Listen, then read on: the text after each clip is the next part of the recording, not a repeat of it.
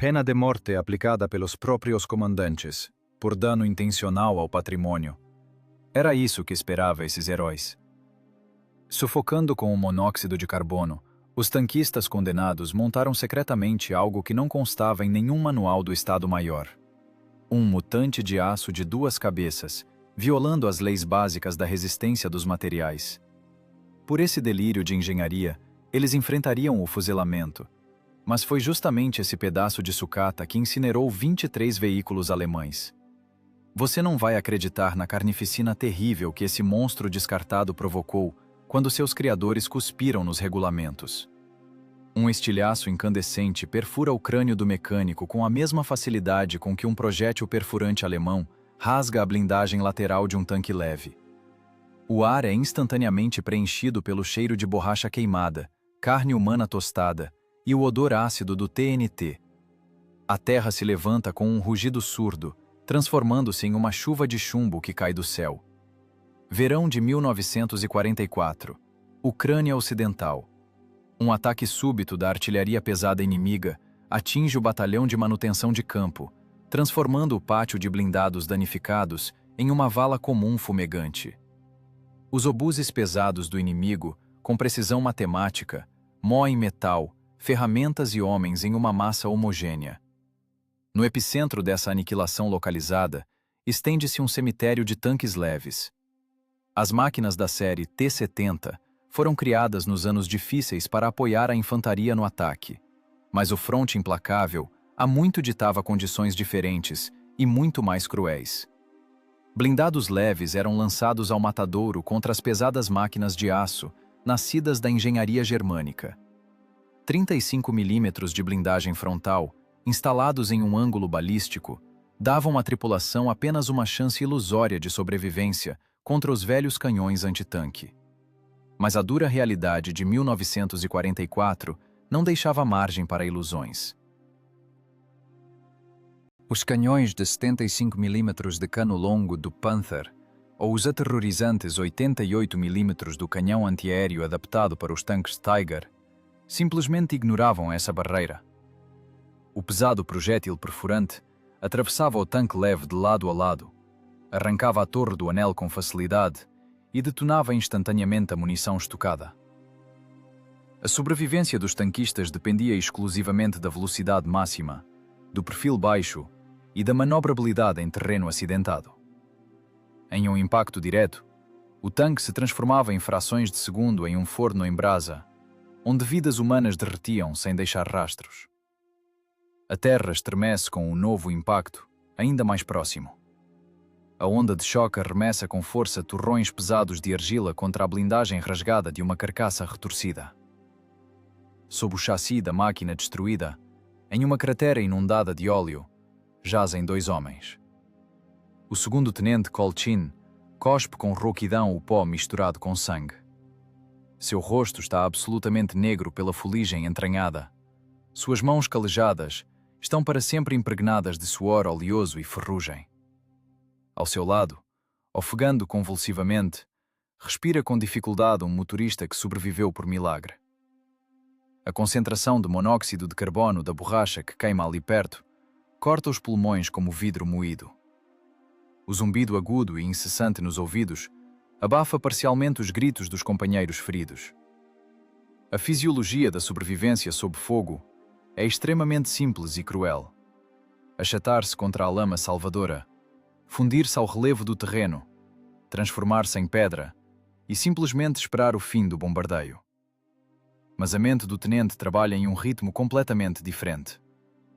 O medo animal comum já havia sido queimado em dezenas de batalhas anteriores.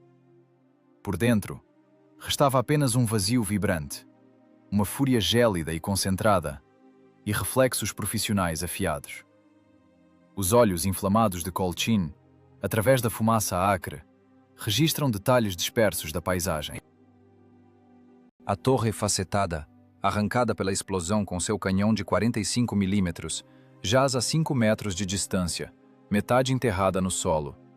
Um pouco à esquerda, fumega outro tanque leve destruído, com a torre absolutamente intacta, mas o compartimento do motor reduzido a farrapos. 2 máquinas mortas. Dois pedaços inúteis de ferro diante da catástrofe que se aproxima. O motor já era, o cárter foi perfurado. Range o mecânico, com as mãos trêmulas enfaixando o antebraço profundamente rasgado. Vamos dar baixa na máquina, é só sucata. A suspensão está totalmente intacta, responde Colchin secamente, sem qualquer emoção, sem desviar o olhar fixo das duas carcaças destruídas. As barras de torção estão inteiras. A transmissão aguenta uma sobrecarga crítica? Que sobrecarga, tenente? O batalhão foi reduzido a pó. Duas torres em um único chassi operacional. O mecânico paralisa, esquecendo-se de apertar o nó da bandagem. A dor pulsante no braço recua instantaneamente diante da escala assustadora da loucura verbalizada. O chassi vai rachar inevitavelmente nas soldas. Os motores duplos da gás não vão aguentar fisicamente o peso de duas cúpulas blindadas pesadas. 70 cavalos cada motor, tenente. Isso é um caixão imóvel para a tripulação. É a densidade de fogo necessária. Corta Colchin com dureza. Um único canhão de 45 não penetra a blindagem frontal de um blindado pesado alemão. Dois canhões, batendo sincronizados no flanco vulnerável a partir de uma emboscada, garantem a perfuração e o incêndio. Vamos começar a cortar os suportes das torres com os maçaricos assim que essa poeira baixar. A guerra, em sua forma real, é uma matemática implacável de morte e capacidade de carga limite dos mecanismos. Um tanque leve padrão pesava cerca de 10 toneladas. Uma torre facetada adicional com a culatra do canhão, munição pesada, blindagem frontal e os volumosos mecanismos de mira manual adicionavam peso crítico, não planejado pelos projetistas. O centro de gravidade inevitavelmente subiria. A suspensão independente de barras de torção estaria condenada a trabalhar muito além do limite de resistência do metal. As rodas de apoio, em qualquer manobra, seriam reduzidas a pó. A unidade motriz dupla uivaria agonizante no limite das rotações máximas, sufocando em seu próprio óleo fervente, devido ao superaquecimento inevitável. Essa ideia contradizia totalmente todas as leis básicas da resistência dos materiais e o bom senso elementar. Mas os livros de mecânica não salvavam ninguém dos projéteis perfurantes alemães. A vulnerabilidade absoluta da blindagem leve empurrava os sobreviventes para as medidas mais radicais e suicidas. Cruzar duas carcaças destruídas em um único monstro de aço de duas cabeças parecia o delírio maníaco de um homem contundido. No entanto, nas condições cruéis de falta total de poder de fogo antitanque naquele setor do fronte, esse delírio de engenharia tornava-se a única chance real de enganar a morte iminente e causar dano ao inimigo. O fogo pesado da artilharia cessa gradualmente, deixando para trás apenas o zumbido nos ouvidos e o estalo da madeira que termina de queimar. Lentamente, a poeira cinza e espessa baixa, revelando o campo martirizado e revirado por crateras. O batalhão de manutenção perdeu 1/3 do seu efetivo nesses 15 minutos de aniquilação. Ao redor, crateras profundas fumegam e esfriam. Colchin sai com dificuldade de debaixo do chassi perfurado do tanque. Os músculos de suas costas exaustas sofrem espasmos dolorosos devido à longa tensão estática no solo frio. O desespero do cotidiano do fronte cristaliza-se em uma tarefa clara. Pela frente, aguarda uma montagem pesada e ilegal. Uma solução de engenharia bruta para um problema absolutamente impossível, onde os projetos precisos seriam os instintos calibrados dos tanquistas, e as ferramentas principais seriam a marreta pesada, a alavanca de aço, cabos esticados e guinchos manuais. Não seria apenas um reparo, mas um duelo de engenharia brutal, que desafiaria não apenas a física implacável, mas também o rigoroso tribunal militar por dano ao patrimônio sob responsabilidade. Para criar esse Frankenstein de aço, seria necessária toda a noite seguinte, tensão muscular extrema e quilos de eletrodos de solda escassos, escondendo suas traiçoeiras faíscas dos bombardeiros inimigos sob o manto da escuridão. A escuridão desce sobre o martirizado batalhão de manutenção como um sudário pesado e sufocante. A camuflagem noturna é uma lei absoluta de sobrevivência. Os bombardeiros alemães patrulham continuamente o quadrante, buscando o menor sinal de vida. Um raio de luz descuidado, uma faísca acidental de um aparelho de solda, e dos céus desabaria imediatamente uma tempestade de fogo implacável. Mas no pátio destruído, escondido com segurança em um desfiladeiro profundo, amadurece uma conspiração muito mais perigosa. Uma conspiração contra o rigoroso regulamento militar, contra as leis da mecânica e contra a onipotente burocracia de guerra. A ordem do comandante do regimento foi extremamente específica: dar baixa imediata nas máquinas destroçadas como perdas totais. A montagem de estruturas não autorizadas a partir de sucata, pelas leis do tempo de guerra, é interpretada inequivocamente como sabotagem. Um fuzilamento rápido diante da tropa, por dano intencional ao patrimônio do Estado, essa era a única recompensa garantida pelo fracasso dessa empreitada. Mas o medo do tribunal empalidece diante do medo de queimar vivo em uma máquina fraca no próximo ataque frontal. A torre de um tanque leve, com um canhão de 45 mm, munição pesada, mecanismos de mira e ótica, pesa mais de 1 tonelada. Levantar esse bloco monolítico de aço frio, sem um guindaste de reparo especial, é uma tarefa que reside além das capacidades humanas. A tripulação de 4 homens exaustos transforma-se em um único mecanismo de elevação vivo. Os músculos estalam, os tendões se esticam ao limite, ameaçando romper a qualquer segundo sob o peso monstruoso do ferro. As costas lesionadas queimam com um fogo insuportável. As ferramentas são criticamente insuficientes. Entram em cena toras de madeira comuns, alavancas grossas e um sistema de polias improvisado. Puxa o guincho, pega mais embaixo. Range Coutinho entre os dentes cerrados. Suas botas escorregam na terra impregnada de sangue e óleo, sem encontrar apoio firme. O cabo está arrebentando, tenente. As fibras estão estalando, geme o mecânico.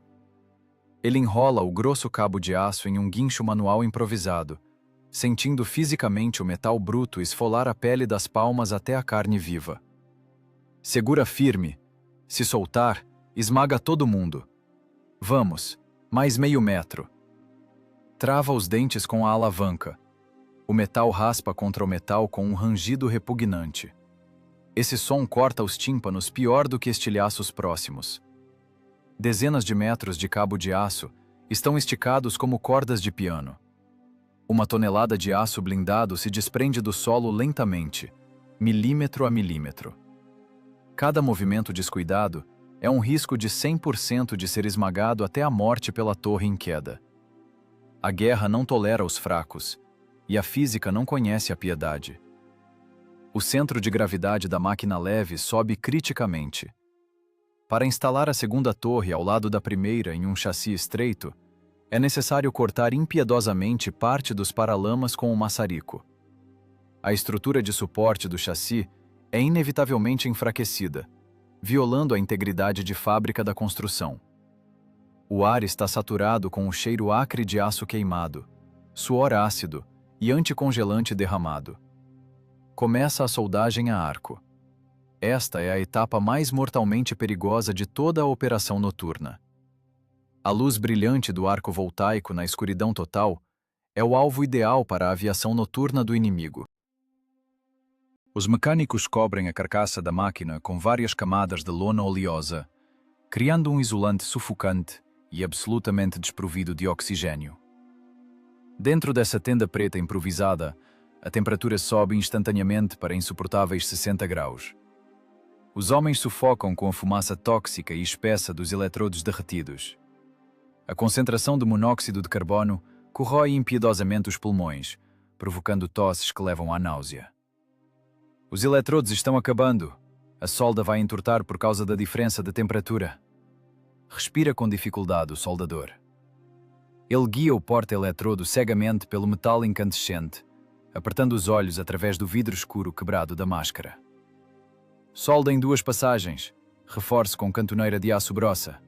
Se no disparo a torre for arrancada pelo recuo, os nossos mesmos nos colocam no paradão antes do amanhecer. interrompe Colchin. Ele limpa os rios de suor acre que inundam seus olhos com um trapo imundo. Feito. Desliga a massa. Me dá um pouco de ar. A unidade motriz dupla de 2 motores de automóvel geme e cede sob a carga estática não calculada. As molas originais se curvam quase até o limite, perdendo totalmente sua elasticidade amortecedora. A fina blindagem de 35 mm da placa frontal agora carrega o dobro da massa. O cálculo de engenharia do tenente é extremamente simples e absolutamente implacável. A suspensão sobrecarregada se destruirá muito rápido. Os motores duplos inevitavelmente travarão pelo superaquecimento selvagem do óleo, mas esta máquina deve ter tempo de dar seu principal tiro duplo. 2 canhões de calibre 45 mm, rigidamente apontados para um ponto específico. O golpe duplo de energia cinética é capaz de romper a lateral de um blindado pesado alemão. Isso não é mais um tanque leve de série. É um escalpo de aço artesanal, criado especificamente e exclusivamente para uma emboscada suicida a curta distância. A noite derrete lenta e relutantemente. Através dos furos na lona queimada, um amanhecer cinzento e frio penetra timidamente. A máquina ganha seus contornos feios e angulares.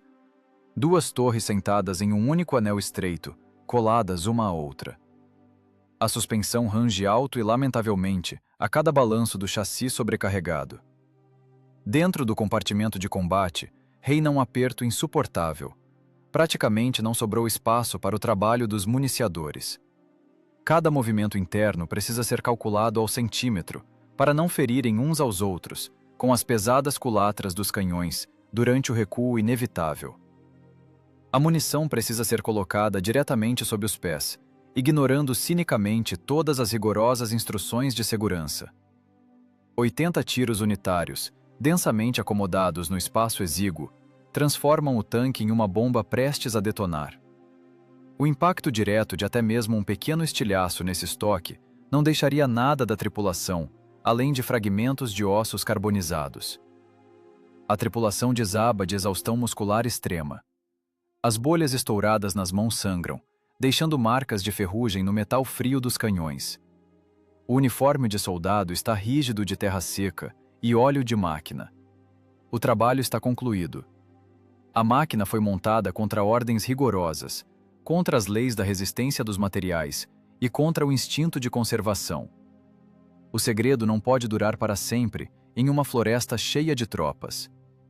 O barulho do metal sendo cortado e os golpes surdos e pesados das marretas não poderiam passar despercebidos na zona de frente. O acerto de contas inevitável, pela audácia de engenharia, já se aproxima rapidamente, vindo dos abrigos do Estado-Maior. Resta o mais difícil: dar partida nos motores sobrecarregados e levar esse monstro deformado para longe de olhos curiosos, para um desfiladeiro profundo. E é exatamente lá, entre as encostas de argila úmida, que o destino dele será decidido. As encostas de argila úmida do desfiladeiro profundo abafavam o uivo agonizante dos motores sobrecarregados, mas eram incapazes de esconder o estalo metálico e seco dos ferrolhos de submetralhadoras sendo puxados. O segredo da montagem ilegal noturna ruiu ao amanhecer. O capitão Rogov, chefe da seção especial do batalhão, desceu rapidamente a baixada, escoltado de perto por soldados do destacamento de contenção. As pesadas botas ferradas da escolta chapinhavam na terra úmida da manhã. O rosto do capitão permanecia absolutamente impenetrável, como uma máscara esculpida em pedra cinzenta. Nas condições severas de falta total de blindados, qualquer intervenção não autorizada na construção de fábrica de uma máquina de combate era qualificada pelo Tribunal Militar exclusivamente como sabotagem deliberada. O Tribunal de Campo trabalhava de forma extremamente rápida, sem burocracias desnecessárias, advogados ou longos processos. O pelotão de fuzilamento já se posicionava, por puro automatismo, ao longo do perímetro da rede de camuflagem. "Desliguem os motores imediatamente", ordenou Rogov secamente, pousando a palma da mão direita casualmente no coldre de madeira gasto de sua Mauser. "Tripulação, saiam do compartimento de combate. Vocês irão a tribunal por destruição deliberada de patrimônio do Estado sob sua responsabilidade. Coutinho limpou lentamente as mãos negras de fuligem espessa com um trapo oleoso. Discutir com um homem que tinha uma ordem direta do comando e uma dezena de canos engatilhados às costas era absolutamente inútil. O ar no fundo do desfiladeiro tornou-se subitamente espesso, frio e pegajoso. O silêncio mortal e opressor batia nos tímpanos com muito mais força do que a canhonada de artilharia de ontem. A fisiologia do medo animal começou seu trabalho mecânico habitual. O suor frio escorreu abundantemente pela coluna tensionada. A adrenalina atingiu o sangue com um impulso poderoso, estreitando a visão periférica em um túnel de mira. A tripulação exausta perfilou-se em silêncio junto às lagartas sobrecarregadas de sua deformada criação de aço, esperando o final inevitável e lógico. O primeiro frescor do orvalho matinal tocou o metal frio das escotilhas. Esse silêncio viscoso e mortal foi subitamente rasgado por uma longa rajada de metralhadora. Depois, outra logo em seguida, mais densa. Do alto, vindo da densa massa florestal, traçantes luminosos atingiram o solo com força. Uma ruptura súbita e agressiva de um grupo motorizado de sabotagem alemão. O inimigo saiu exatamente no flanco mal protegido do pátio do batalhão de manutenção. Os soldados de Rogov jogaram-se instantaneamente na lama salvadora. A terra ao redor começou a subir em jatos afiados pelos impactos de balas de grosso calibre. Uma metralhadora pesada alemã cortava metodicamente os arbustos espessos com chumbo, cuspindo 1.200 mortes a cada minuto.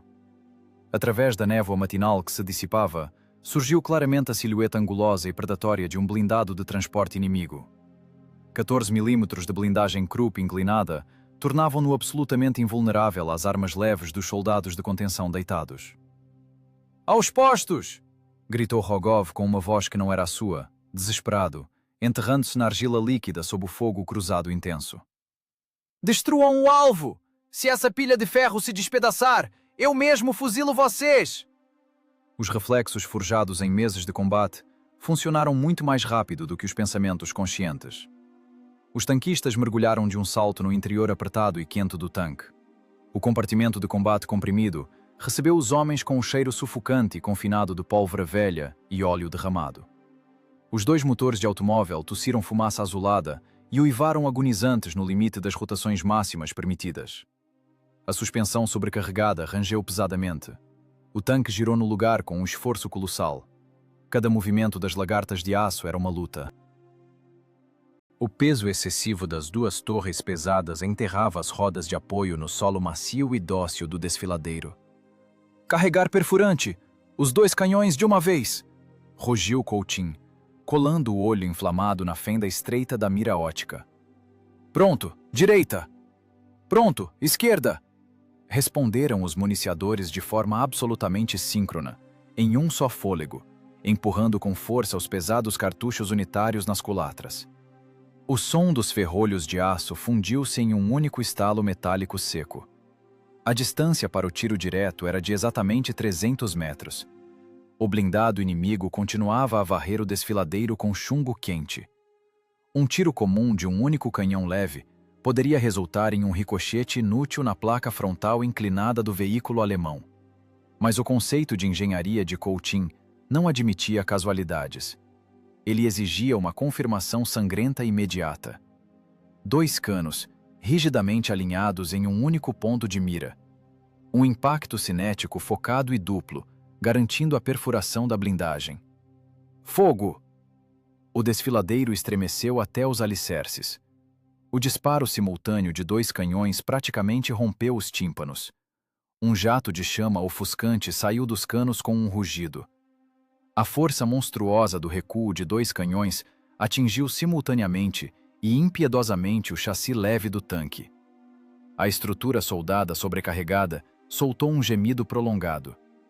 As rodas de apoio traseiras desprenderam-se do solo por um instante. A tripulação foi arremessada com força contra o metal frio dentro das torres apertadas. O ar no compartimento de combate foi instantaneamente consumido, substituído totalmente pelo gás de pólvora acre que corroía olhos e garganta. A máquina não se despedaçou. As soldas artesanais suportaram esse estresse dinâmico monstruoso. Os projéteis atingiram o alvo com perfeição. 2 blocos de aço de 45 milímetros bateram sincronizados na blindagem frontal do blindado. O primeiro projétil amassou profundamente a chapa de aço, abrindo uma brecha crítica. O segundo projétil entrou exatamente na fenda incandescente que se formou, estraçalhando o motor e detonando a munição interna do inimigo. O veículo inimigo transformou-se instantaneamente em uma bola de fogo ofuscante e ruginte. O capitão Rogov levantou-se pesadamente da lama, sacudindo o capote rasgado por estilhaços. O tribunal foi cancelado pela própria física da guerra.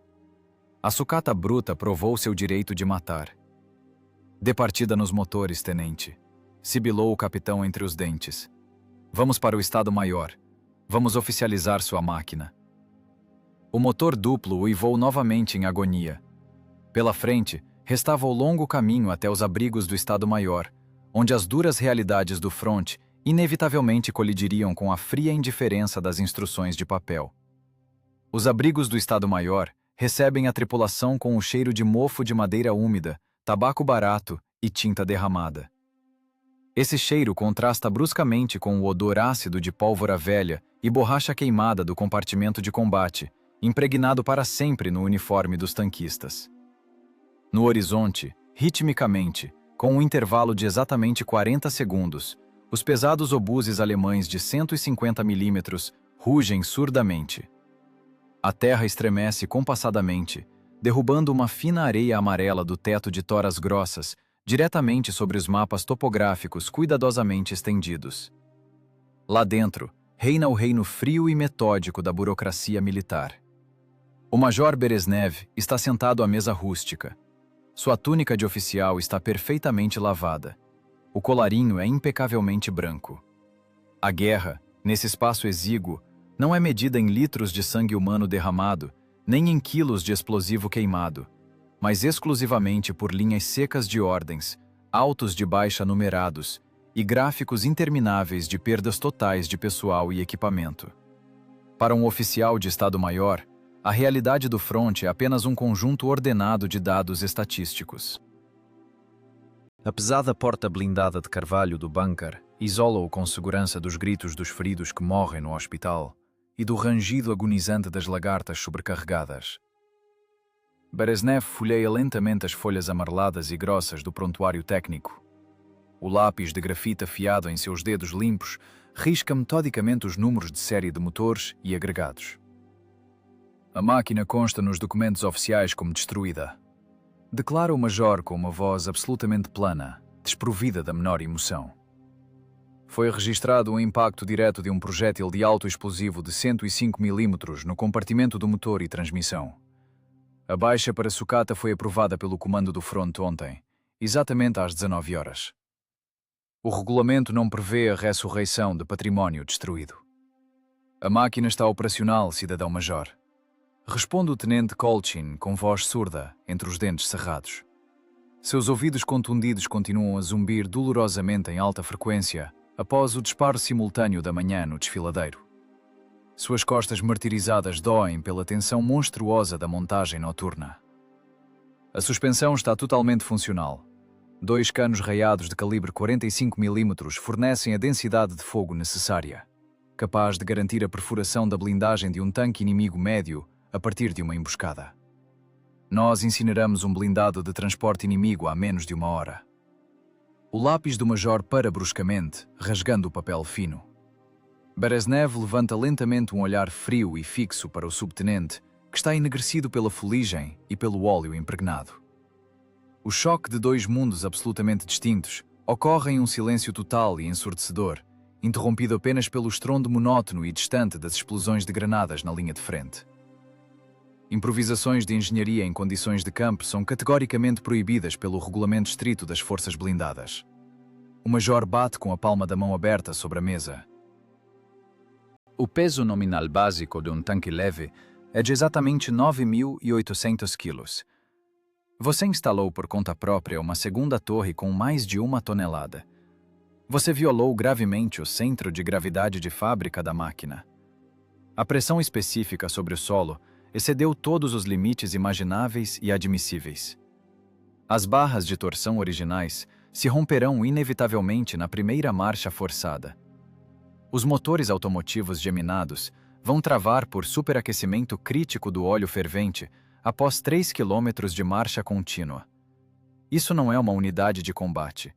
É um túmulo coletivo sobre lagarta, subtenente. Você está expondo a vida do pessoal a um risco mortal. É a única chance real da nossa infantaria sobreviver a um ataque massivo de tanques, diz o capitão Rogov com voz pesada, dando um passo largo à frente em direção à mesa. A blindagem fina de 35 milímetros da placa frontal não aguenta de jeito nenhum o impacto direto dos canhões pesados de cano longo do inimigo. Manobrabilidade e alta velocidade não nos salvam mais dos estilhaços. O que nos salva é apenas o poder de fogo superior. O impacto cinético duplo de projéteis perfurantes em um único ponto rompe o aço de liga da Krupp.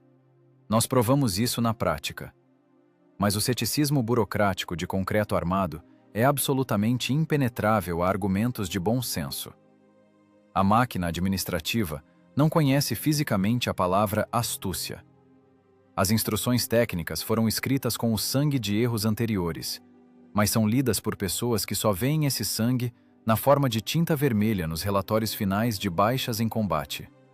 Para o Major Bereznev, esse Frankenstein de aço desfigurado por cordões de solda não é uma arma desesperada de retaliação, mas apenas uma violação gravíssima do formulário número 32. É uma modificação não prevista pelo projeto de fábrica, que ameaça a tripulação com uma morte agonizante inevitável por falha técnica repentina, e ao próprio Major do Estado-Maior, com uma corte marcial imediata, por permitir deliberadamente o envio de equipamento sabidamente defeituoso para a linha de contato. O projeto está encerrado imediatamente. Corta Bereznev, de forma seca e definitiva, aplicando uma assinatura ampla e rebuscada no documento de descarte.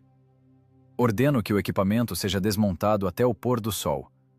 Os canhões de alma raiada devem ser removidos e entregues sob recibo no depósito de armamento de artilharia. O casco deformado pela solda deve ser enviado à estação ferroviária para posterior fundição. A tripulação deve entregar suas armas individuais e retornar ao setor da reserva da retaguarda para receber novas máquinas de série.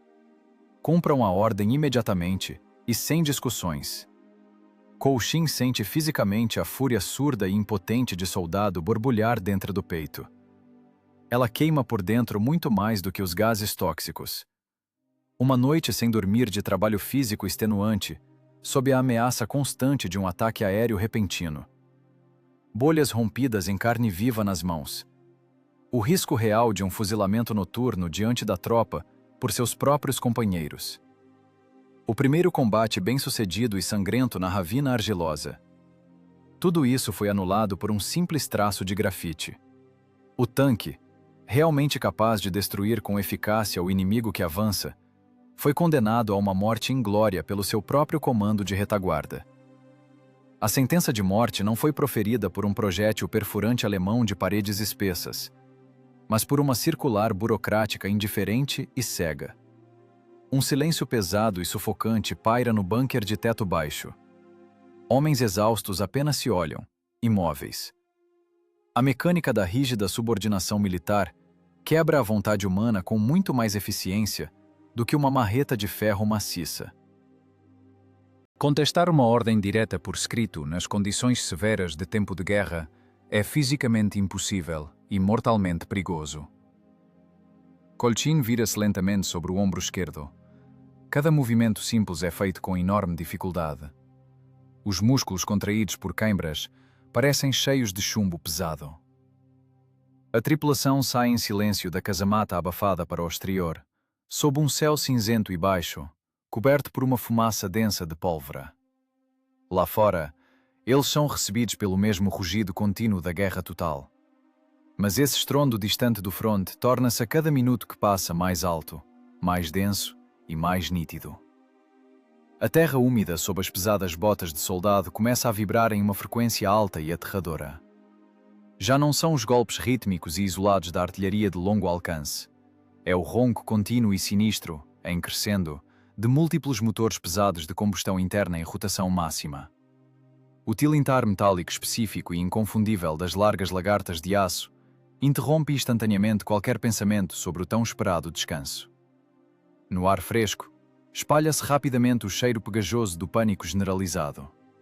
Ao longe, sinalizadores vermelhos riscam o céu nervosamente um após o outro. Rajadas desordenadas de metralhadora estalam.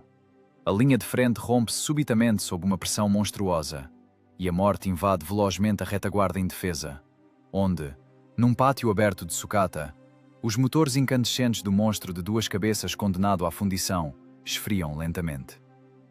Exatamente nesse momento, o tenente Gromov chega ao quartel-general em alta velocidade, num blindado leve crivado por grandes estilhaços. O blindado leve crivado de estilhaços entra em alta velocidade na área do pátio de equipamentos descartados. Os freios guincham de forma estridente. Do radiador perfurado, escapa com um assobio uma nuvem densa de vapor escaldante. A blindagem fina da viatura está repleta de moças profundas de balas perfurantes de calibre 7,92 mm. O tenente Gromov cai pesadamente da porta estreita sobre a terra empoeirada. Sua túnica desbotada está ensopada com o sangue de outrem, ainda pegajoso, do motorista morto. O rosto do tenente é uma máscara cinza sólida de lama da estrada e fuligem cáustica de pólvora. Logo atrás do blindado, chega uma onda densa e sufocante de som de baixa frequência. A linha de frente foi impiedosamente rompida.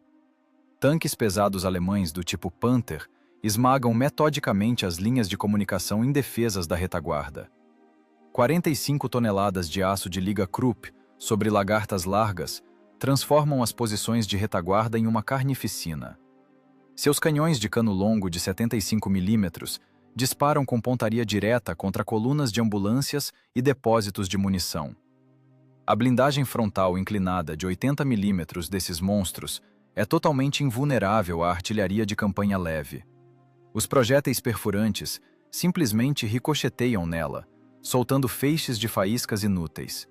A mecânica da morte funciona sem falhas. Uma única granada de alto explosivo transforma um caminhão de madeira em uma nuvem de gasolina em chamas e tábuas estilhaçadas. Gromov percorre com um olhar vidrado as fileiras de metal retorcido e morto. Sua companhia de tanques foi reduzida a cinzas há 40 minutos. O medo animal comum foi há muito substituído por um vazio gélido e uma sede maníaca de retaliação imediata. O olhar do tenente atinge a silhueta feia e angulosa com duas torres facetadas. Junto às lagartas que esfriam da máquina condenada à fundição, o subtenente Coutin permanece imóvel, atordoado pela concussão. "Ligue os motores, subtenente", rosna Gromov, cuspindo um coágulo de saliva preta na bota. Os alemães romperam a linha no flanco sul. Estão passando a retaguarda pelo fio da faca. Não há reservas. A máquina foi oficialmente descartada pelo Major Beresnev há meia hora, responde Coutin secamente, sem uma única emoção, limpando as mãos com uma estopa suja de óleo. Ordem de desmontagem imediata do armamento e sucateamento. Dane-se a papelada do Estado-Maior. Meus homens estão queimando vivos a 1,5 km daqui. Põe esse caixão para rodar antes que nos esmaguem bem aqui. Contestar uma ordem direta por escrito do Estado-Maior é execução garantida. Roubar um equipamento de combate descartado de um pátio vigiado é corte marcial sem direito à última palavra. Mas a fúria gélida pelos companheiros mortos supera instantaneamente qualquer medo lógico da burocracia da retaguarda. Coutin acena em silêncio para o motorista, cerrando os dentes até estalarem. 2 motores automotivos da fábrica de automóveis de Gorky engasgam em uníssono com gasolina de baixa octanagem, cospem uma fumaça densa e azulada e rugem de forma agoniada no limite de seus 70 cavalos de potência cada. O motor de arranque atinge a cremalheira do volante com um rangido metálico nauseante. A suspensão sobrecarregada, além de qualquer medida, cede pesadamente. Os braços da suspensão de torção independente curvam-se até o ponto crítico, ameaçando estourar a qualquer segundo sob a pressão não calculada. O casco de 10 toneladas, esmagado por cima por uma tonelada adicional de blindagem soldada artesanalmente e pela culatra pesada do segundo canhão de 45 milímetros, estremece com uma vibração monstruosa que parece rasgar o metal. De uma guarita de madeira sai um sentinela com o rosto transfigurado pelo horror, arrancando freneticamente do ombro o fuzil pesado. "Pare! Eu vou atirar! Ordem do Estado-Maior!" grita o soldado desesperadamente, ciclando o ferrolho. Gromov nem sequer olha para ele. Ele pula sobre a blindagem incandescente da tampa do motor e, com um solavanco, abaixa a pesada tampa de aço da escotilha do comandante. "Motorista, pé no porão. Atropele a cerca." A ordem ecoa abafada pelo intercomunicador interno. Os pesados elos de aço das lagartas rasgam a terra seca com um rangido abominável. A transmissão sobrecarregada geme. As engrenagens da caixa de câmbio uivam sob uma tensão selvagem. A frente blindada derruba com um estalo surdo as toras grossas do posto de controle. Lascas voam para todos os lados. A sentença de papel foi destruída pela força cinética bruta. A máquina irrompe para fora do perímetro vigiado, deixando para trás apenas uma nuvem densa de poeira cáustica. Dentro do apertado compartimento de combate, reina um inferno absoluto. O espaço é catastroficamente insuficiente. O volume livre foi totalmente tomado pelas duas culatras e por uma quantidade fora do regulamento de munição.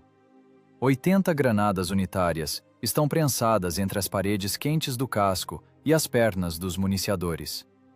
A temperatura sobe rapidamente para os 60 graus. O cheiro sufocante de óleo de máquina fervente mistura-se com o odor ácido de pólvora velha. Cada movimento brusco ecoa como uma dor surda nas costas distendidas. O vigor físico da tripulação está totalmente submetido a um único e impiedoso ritmo mecânico. "Munição perfurante em ambos os canos", dita Coutinho secamente, colando o rosto na fenda estreita da mira ótica. O protetor de borracha bate dolorosamente no supercílio. "Distância de abertura de fogo mínima. Vamos bater exclusivamente no flanco vulnerável."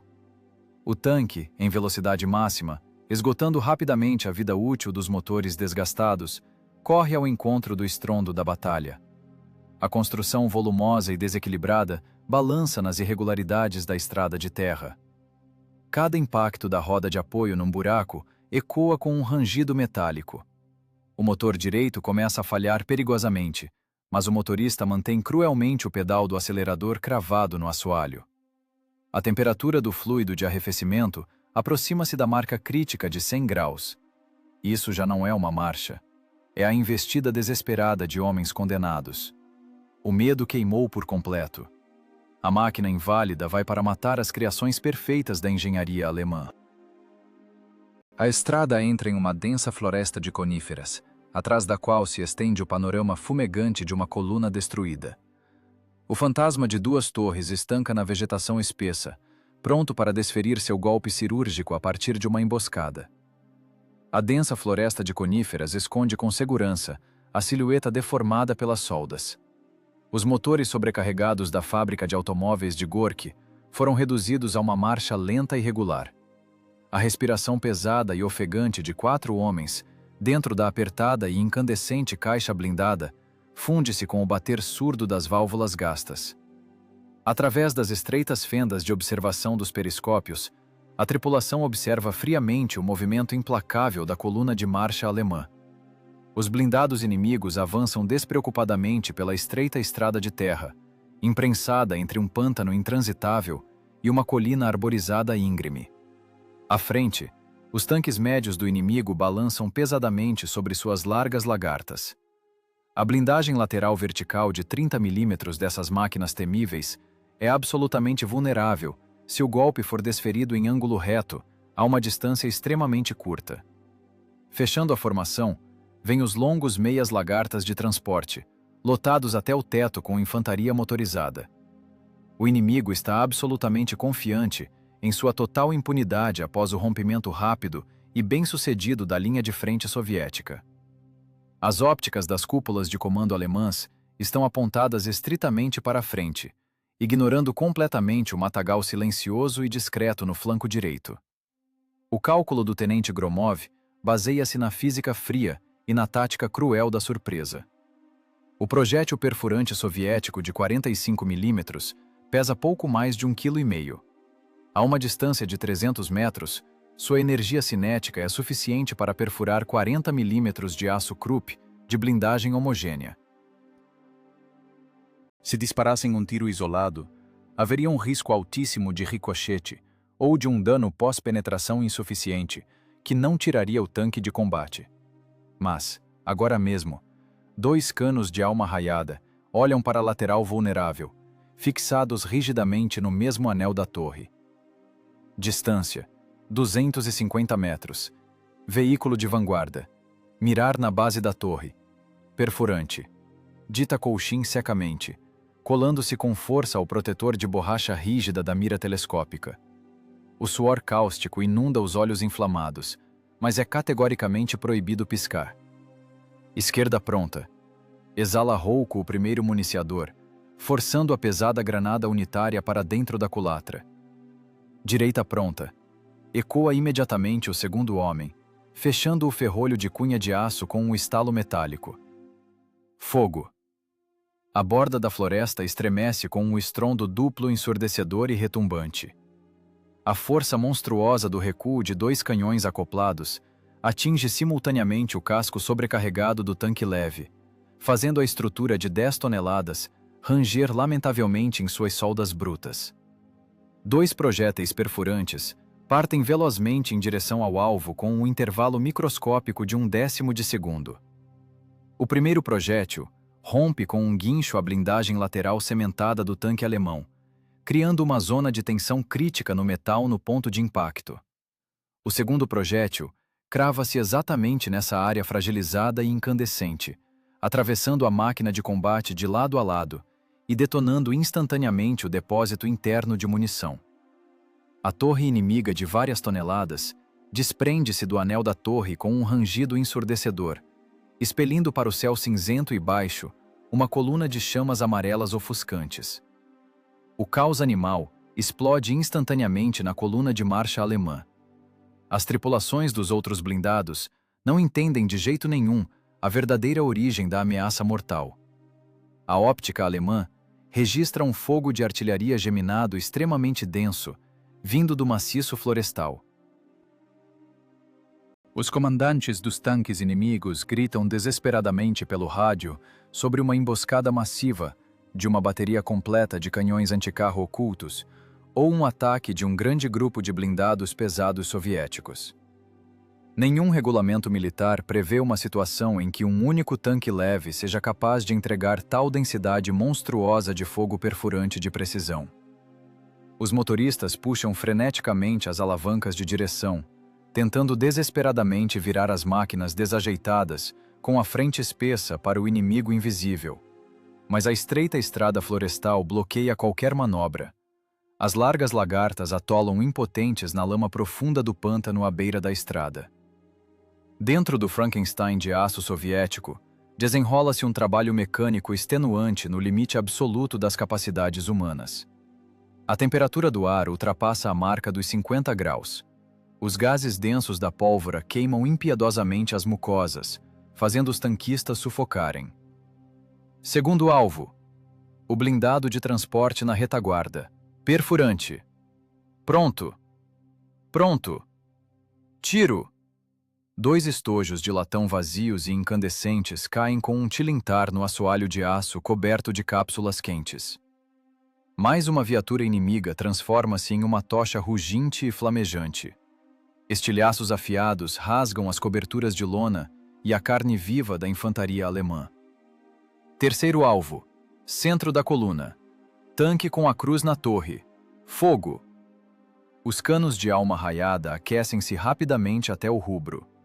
A tinta protetora nas culatras pesadas começa a borbulhar, exalando um cheiro repugnante de química queimada. Os municiadores trabalham com as mãos esfoladas em carne viva, pegando os projéteis escorregadios dos depósitos por puro automatismo. Cada movimento é calculado ao milímetro no espaço insuportavelmente apertado, para não sofrer uma fratura exposta pelo recuo violento do ferrolho de aço. O fantasma de duas torres transfere o fogo de forma metódica, com precisão matemática, de um alvo em pânico para outro. As salvas duplas mortais não deixam ao inimigo nenhuma chance de sobrevivência.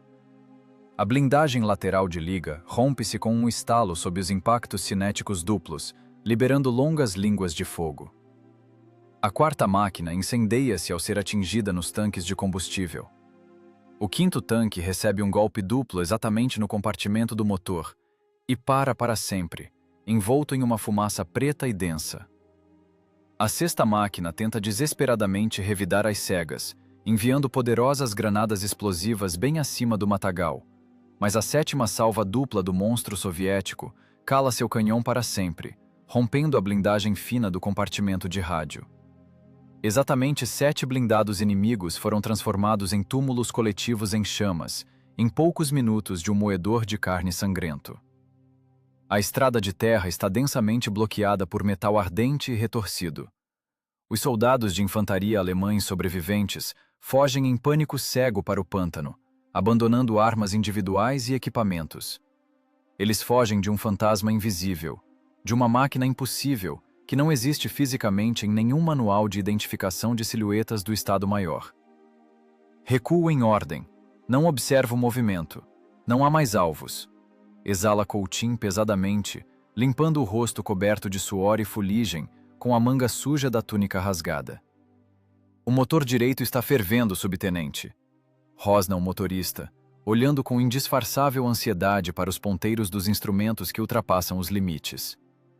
O óleo liquefeito pelo superaquecimento perde a viscosidade, ameaçando travar de vez os pistões gastos nos cilindros. 7 blindados destruídos são um argumento absolutamente incontestável, de concreto armado. O triunfo sangrento da astúcia bruta do soldado sobre o aço alemão perfeito aconteceu plenamente. Agora, esse mecanismo ferido e sobrecarregado, mas vivo, deve percorrer o longo caminho de volta. Os motores engasgam agoniados com a gasolina e falham, iniciando o difícil retorno para onde a burocracia do Estado-Maior, sufocada pelo medo, aguarda um reconhecimento em força em meio à fumaça dos incêndios.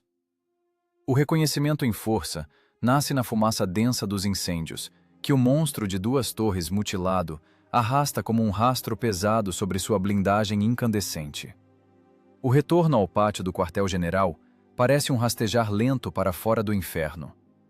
O motor direito desgastado da fábrica de automóveis de Gorki emite um esterdor metálico de morte. Seus pistões batem nos cilindros com um rangido repugnante. O radiador perfurado por pequenos estilhaços cospe freneticamente jatos densos de fluido de arrefecimento fervente, diretamente sobre a placa do motor superaquecida. As barras de torção pesadas e criticamente sobrecarregadas rangem a cada volta das rodas de apoio, como se estivessem prestes a estourar agora mesmo. A tripulação não viaja. Ela literalmente carrega nas costas mais de 10 toneladas de aço blindado, torturado pela pura força de vontade. A distância de 3 quilômetros até o setor da retaguarda torna-se uma verdadeira tortura de sobrevivência para a suspensão mutilada. A pressão específica sobre o solo excede a norma de fábrica em 1,5 vezes. As largas sapatas de aço das lagartas enterram-se profundamente na terra úmida da floresta, deixando para trás sulcos ranhurados e artificialmente profundos. A máquina geme, mas continua a rastejar obstinadamente para a frente. A clareira do quartel-general já não lembra o domínio tranquilo da tinta, dos formulários organizados e da subordinação estrita. Aqui reina um pânico pulsante e organizado das retaguardas do fronte que foram repelidas. O major Beresnev permanece imóvel no degrau de madeira do bunker de toras. Suas mãos apertam freneticamente o aparelho telefônico de campanha. Nos dedos limpos do oficial do Estado-Maior, o pesado monofone de baquelite treme levemente, transmitindo continuamente os relatórios em pânico das patrulhas de vanguarda sobre a linha de defesa soviética completamente rompida. E exatamente nesse momento de supremo desespero burocrático, da borda da floresta de coníferas, surge a aberração de aço, condenada à fundição imediata. As duas torres facetadas estão cobertas de fuligem até um preto absolutamente fosco. Os canos finos dos canhões de 45 milímetros estão cobertos por uma carepa azulada devido ao superaquecimento térmico extremo após o tiro intenso. O motorista desliga a ignição. Um silêncio súbito desaba sobre a clareira da floresta como um bloco de concreto pesado.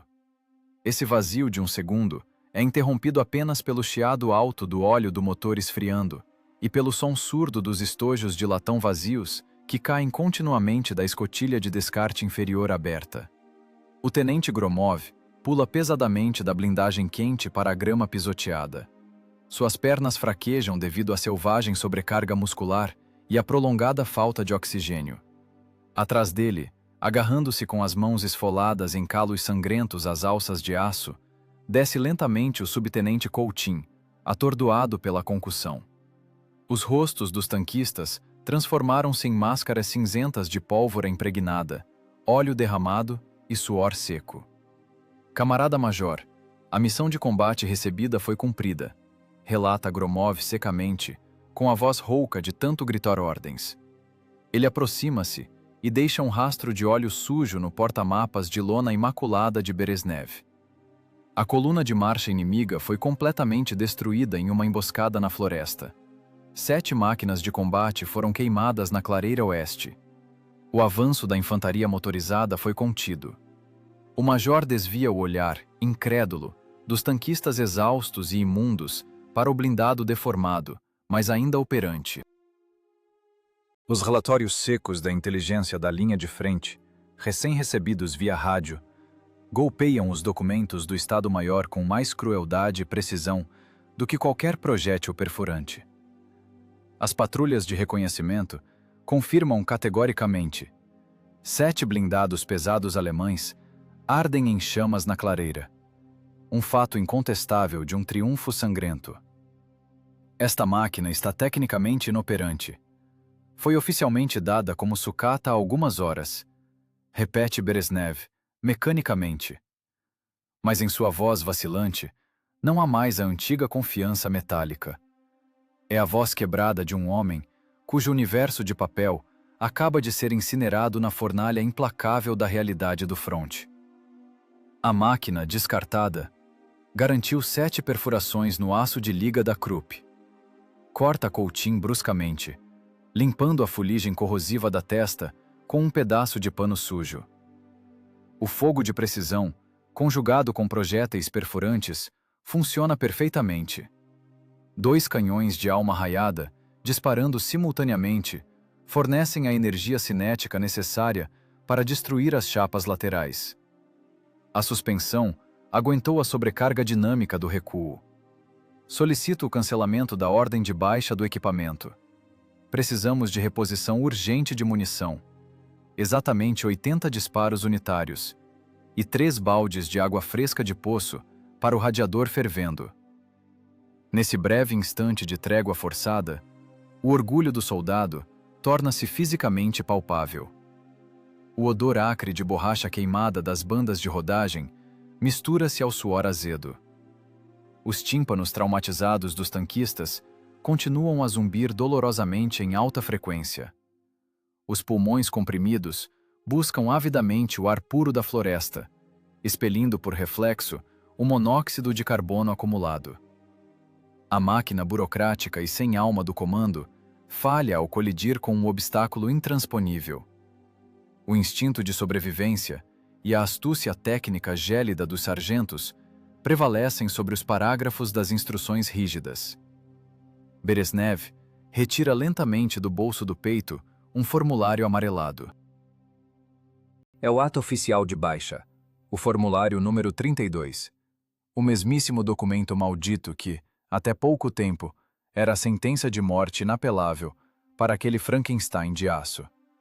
O major do Estado-Maior, em silêncio, rasga metodicamente o papel grosso em pedaços pequenos. Os farrapos caem lentamente na poça de lama pisoteada pelas botas dos soldados. Carreguem a dotação completa de munição, lança o oficial secamente, virando-se bruscamente em direção ao abrigo. Oficialmente, Esta unidade blindada consta temporariamente no inventário do Batalhão de Vanguarda como um ponto de fogo móvel. O direito justo à vida foi conquistado em combate pesado. O metal desfigurado por soldas improvisadas ganha um adiamento oficial da fundição. A tripulação exausta desaba sem forças diretamente na grama úmida, ao lado das lagartas que ainda estalam ao esfriar. Os homens mergulham em um sono de chumbo. Os músculos ardem em um fogo insuportável. Os tendões esticados latejam devido ao esforço extremo. Mas essa trégua triunfal é apenas uma pausa microscópica antes do verdadeiro inferno que se descortina. O rádio no abrigo do Estado-Maior explode repentinamente em um chiado histérico. O operador grita desesperadamente sobre uma ruptura massiva da principal armada de tanques alemã no setor vizinho. O ronco distante de centenas de motores pesados funde-se em um único rugido contínuo, fazendo o solo vibrar levemente. O inimigo mobiliza reservas colossais para o golpe decisivo. O dia do juízo final se aproxima implacável. A matemática mortal do desespero assume o controle, e este limite letal já possui um nome topográfico seco nos mapas: o cruzamento próximo ao vilarejo de Krasny-Yar. O cruzamento próximo ao vilarejo de Krasny-Yar foi varrido dos mapas topográficos pela artilharia pesada há 2 dias. Agora, não é mais um ponto geográfico, mas o nervo exposto de uma linha de defesa rompida, o cenário ideal para uma tragédia em grande escala. A carcaça enegrecida de um caminhão militar, um canhão de campanha destroçado e a terra sulcada por crateras profundas aguardam silenciosamente por novo sangue. O baque surdo de inúmeras solas de chumbo ecoa nos tímpanos. A terra não apenas responde ao movimento com um leve tremor, ela lateja em uma febre contínua e nauseante. A sensação física da catástrofe iminente é transmitida pelas solas das botas, pelos elos das lagartas e pela blindagem diretamente para a medula espinhal. Do oeste, avança inevitavelmente uma parede sólida de aço Krupp. 50 tanques pesados alemães avançam em formação de cunha, esmagando metodicamente as raras barreiras da infantaria soviética em retirada. A guerra é um laboratório físico impiedoso, onde o instinto básico de autopreservação é incinerado pela fria necessidade de matar. A matemática do desespero aqui é simples e desprovida de compaixão. 50 canhões inimigos de cano longo, de calibre 75 e 88 milímetros, avançam contra uma linha de retaguarda absolutamente nua. O Frankenstein de 2 torres, abastecido às pressas com água turva de um poço de aldeia e atulhado de projéteis perfurantes, rasteja pesadamente para dentro de uma cratera de artilharia no centro do cruzamento. Os motores desgastados da fábrica de Gorky rugem de forma tensa, empurrando com dificuldade a carcaça de 10 toneladas, sobrecarregada por uma tonelada extra de metal improvisado. A suspensão geme e range tão alto que parece que as barras de torção em brasa estão prestes a partir-se por fadiga a qualquer segundo. A pressão sobre os roletes de apoio excede criticamente todas as normas de fábrica. A máquina fixa rigidamente sua posição, transformando-se voluntariamente em um alvo de aço imóvel. Não há para onde recuar. Logo atrás dessa linha estão as comunicações da retaguarda indefesas, comboios sanitários repletos de feridos e os principais depósitos de munição de todo o fronte. O ar dentro do compartimento de combate, extremamente apertado, está aquecido ao limite crítico. O cheiro sufocante de óleo derramado, suor acre e fumaça de pólvora torna-se quase palpável, assentando-se como um gosto metálico amargo nos lábios ressecados. A fisiologia do medo já queimou até as cinzas. Por dentro, restou apenas um vazio vibrante, concentração de vontade e reflexos mecânicos, gravados à força por treinamentos exaustivos. Os tanquistas transformaram-se em extensões biológicas das alavancas de aço e das culatras pesadas. As palmas das mãos esfoladas até a carne viva agarram firmemente as manoplas frias dos mecanismos de pontaria manual. A frequência cardíaca da tripulação diminui, ajustando-se ao ritmo irregular dos motores que morrem lentamente. Nos fones de ouvido, através do chiado das descargas estáticas, Surge a voz desprovida de emoção do radiooperador do Estado-Maior. O microfone de carvão distorce os sons, transformando-os em uma sentença de morte protocolar. 30. Aqui é a base. Detectamos movimento massivo de blindados pesados inimigos no seu quadrante. Estimativa de até 50 unidades. Ordem do comando. Manter a posição até a chegada das reservas. Retirada categoricamente proibida. Câmbio. O sargento Colchin pressiona o botão do laringofone. Sua voz rouca soa absolutamente calma.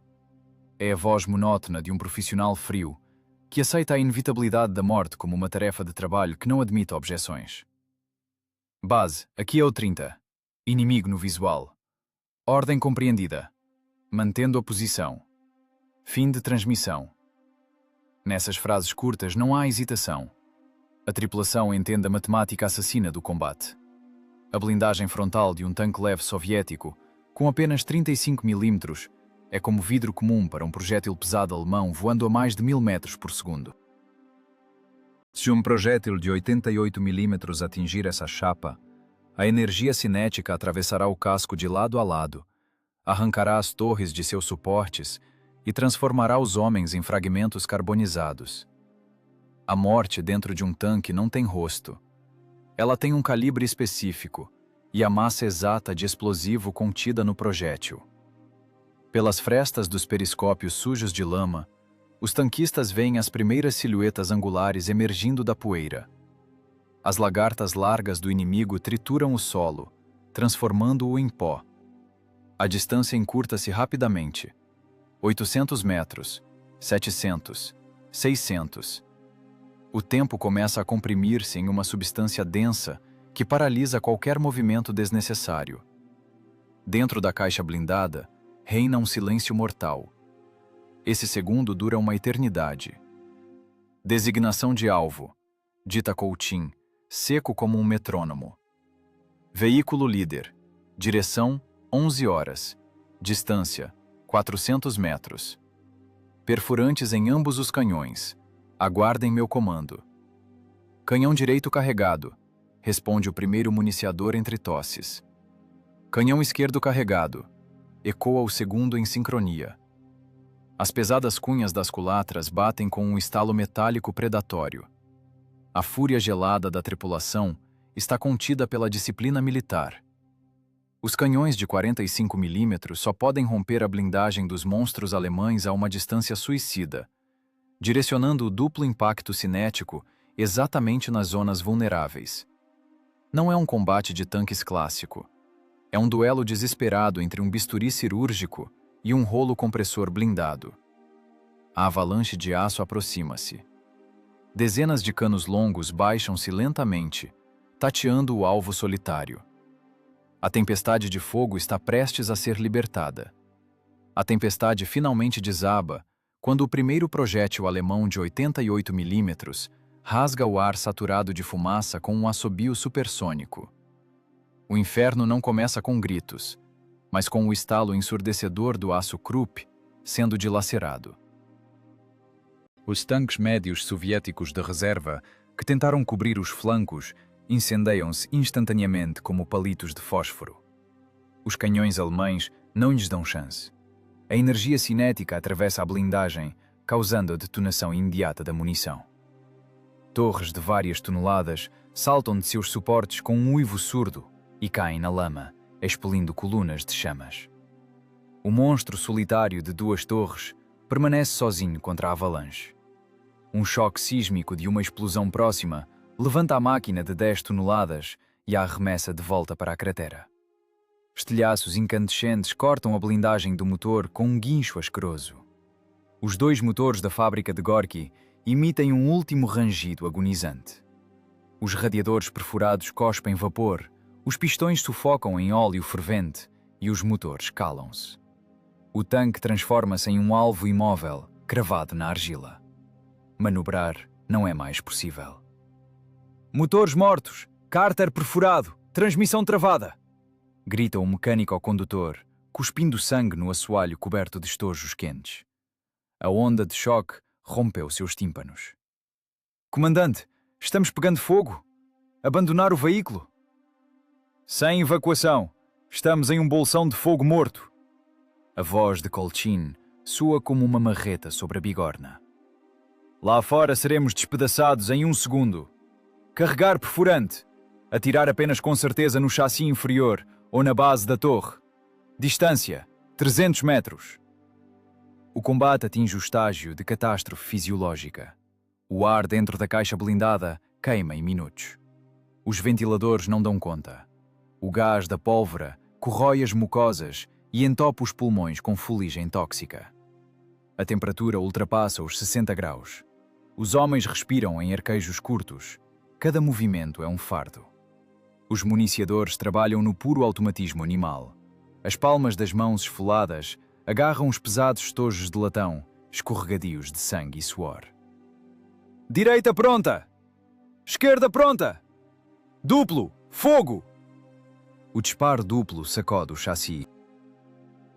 2 projéteis atingem em sincronia a zona vulnerável sob a torre de um tanque pesado alemão. A máquina inimiga estremece e começa a expelir fumaça preta, mas o recuo contínuo faz seu trabalho destrutivo. As soldas artesanais da torre direita não suportam a sobrecarga.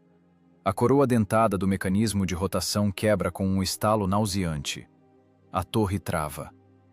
Travamento do anel direito! Não mexe! Grita o municiador, jogando o peso do corpo sobre a manivela imóvel. Gira manualmente com a alavanca! Use o pé de cabra!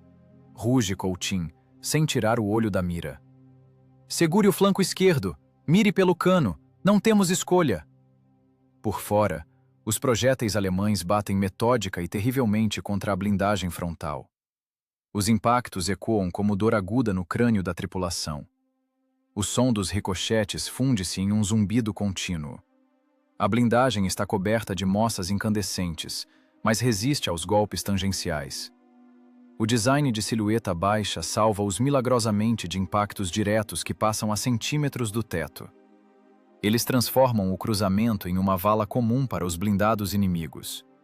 Um transporte de tropas incendeia-se, bloqueando a passagem. Ao evitar a carcaça, as máquinas inimigas expõem seus flancos ao fogo de precisão a queima-roupa.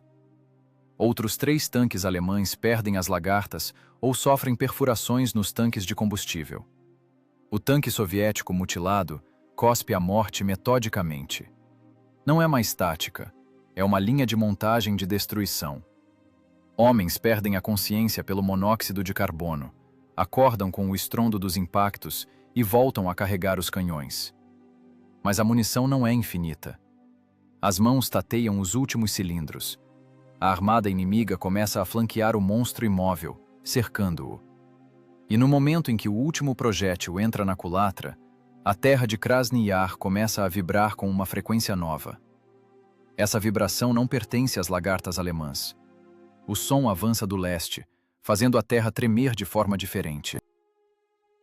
Por trás de uma colina, rasgando a cortina de fumaça, surge uma coluna de tanques pesados soviéticos. Os motores a diesel rugem, abafando os disparos. Os canhões de 85 mm entram em combate frontal. O fogo coordenado das novas unidades transforma as fileiras inimigas em metal destroçado. O anel em torno do Frankenstein quebra-se. Perdendo a vantagem, o inimigo recua, deixando o equipamento em chamas para trás. Cessar fogo! Arqueja Colchin, deixando cair a cabeça sobre a culatra quente. Os nossos chegaram! A posição foi mantida. Não há mais projéteis, sargento. Vazio! Responde o municiador, escorregando até o assoalho coberto de estojos. Trabalhamos até o osso. Desligue tudo, mecânico. O trabalho acabou. O combate afasta-se para o oeste, deixando apenas o estalo do diesel queimando e o chiado do metal esfriando. O cruzamento de Krasny Yar é o triunfo da destruição total. O solo está blindado por ferro morto. Carcaças retorcidas bloqueiam os acessos. No centro, ergue-se o monstro de 2 torres, negro de fuligem. Seus canhões estão baixados, os motores estão mortos. A suspensão deformada foi destruída. O lado esquerdo da blindagem frontal está crivado de crateras profundas. Os dados da inspeção pós-combate parecem um deboche das leis da guerra. Oficiais da inteligência caminham entre os destroços, registrando os resultados. 23 blindados inimigos destruídos. 23 unidades paradas por uma única máquina condenada à sucata. O duplo impacto cinético rompeu os padrões. A matemática da morte pendeu para os tanquistas, que recusaram a burocracia do formuário número 32. A equipe de resgate abre as escotilhas travadas com alavancas de aço. A tripulação é retirada em estado de choque e hipóxia severa. Os rostos estão cobertos por uma crosta de fuligem. As túnicas estão encharcadas de sangue e suor. Não há gritos de alegria ou abraços. Homens exaustos apenas deitam-se na terra e olham para o céu cinzento. O limite humano foi ultrapassado. A guerra poupou a tripulação naquele dia, mas drenou suas forças para sempre. O preço da sobrevivência é medido em ligamentos rompidos e saúde perdida. A máquina de combate, destruída mas invicta, permanece no cruzamento como um monumento à teimosia humana. Burocratas em estados maiores distantes tentarão encaixar esse episódio em normas militares. No entanto, a memória do fronte não precisa de selos ou assinaturas. A verdade é transmitida entre tripulações de forma seca e sem adornos. O gênio da engenharia, nascido do desespero e da graxa, provou seu direito à posteridade. A ousadia de um profissional armado com uma chave inglesa e um cálculo gélido é capaz de esmagar qualquer armada. Mecanismos enferrujam, mas a vontade de aço permanece como a barreira onde os planos de conquista sempre se despedaçarão. Esta é a única lei real de sobrevivência. Um ponto final rígido na história de uma máquina impossível.